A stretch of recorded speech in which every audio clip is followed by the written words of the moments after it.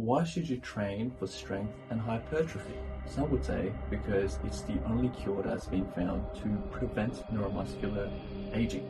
Other people would say because I just want to feel good, look good, and play good. And both of those train of thoughts would be right, because after the age of 40, science shows that every year that goes by, most people lose around 1% of their muscle mass.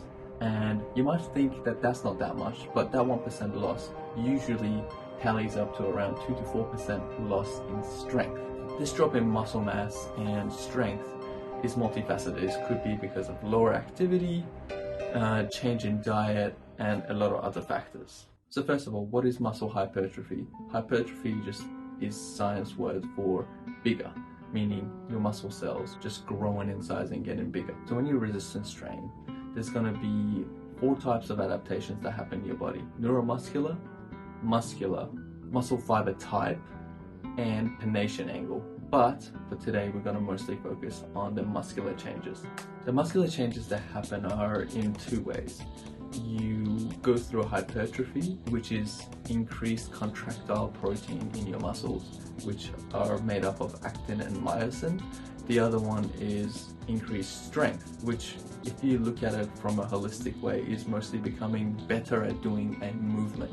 If it is squat, deadlift, whatever movement you're doing, you're just getting stronger at it. And what is strength is force put onto something. And what's force? Force equals mass multiplied by acceleration. So you either lift more or you can do the same weight faster. In this day and age that we live in, most people are focused on muscle hypertrophy, which is just getting bigger, looking nicer, more toned, and just aesthetically pleasing. But what does actually trigger you getting bigger? There's 2 things: eating protein and resistance training.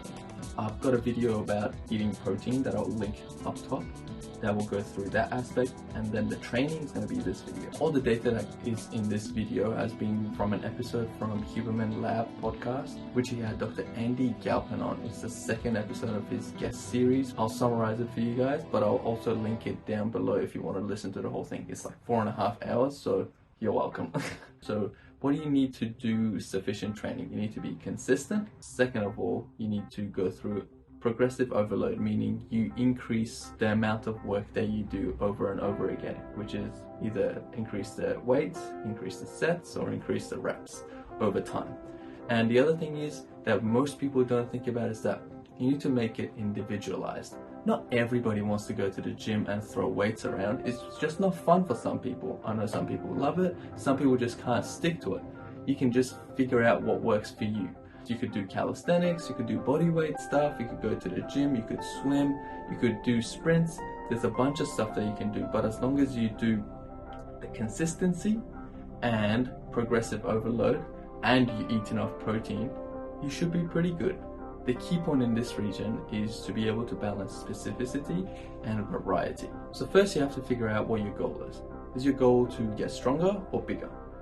I mean, they overlap, but you can choose which one is more important to you. If you want to get stronger, Dr. Andy Galpin recommended the 3 to 5 method. So what is the 3 to 5 method? Is you choose 3 to 5 exercises, you do them 3 to 5 times a week, and you do 3 to 5 sets of 3 to 5 reps, and your resting time between them is 3 to 5 minutes.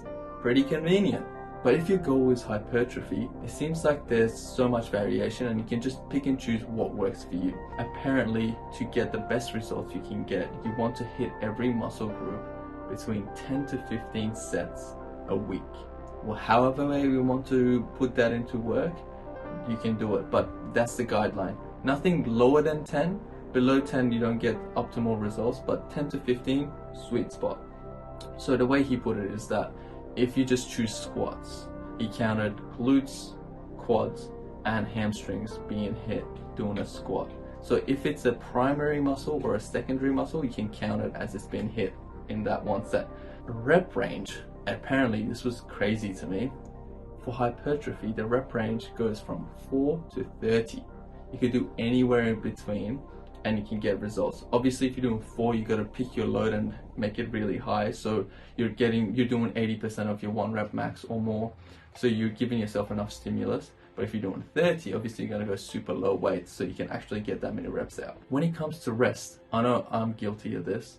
I love to rest 3 or more minutes between compound movements, if it is dumbbell bench presses or squats or rack pulls and stuff like that. But apparently, because hypertrophy is so heavily reliant on stimulus to the muscle and overload and metabolic stress, it's best to get 2 minutes or less rest between each set. So what's the point of this video is, first of all, pick something that you can adhere to.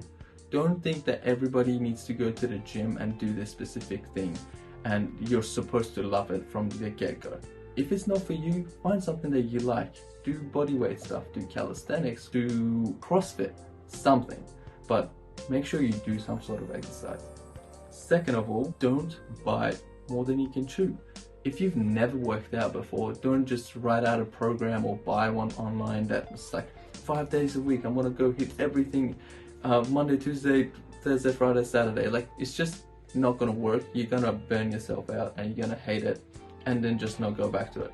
Maybe start with 2 to 3 days of doing full body workouts if you go to the gym, and just do 30-minute workout. You don't have to do the 10 to 15 sets a week from the get-go.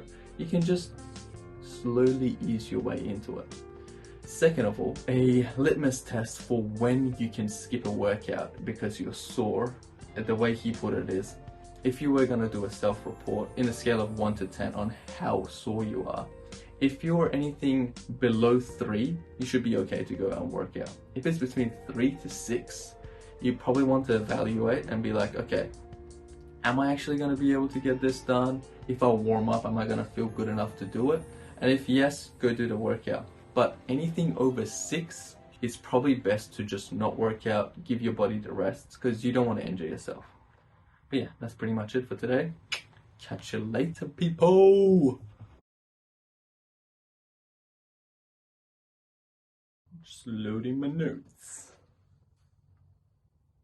Andy Galpin, strength and hypertrophy.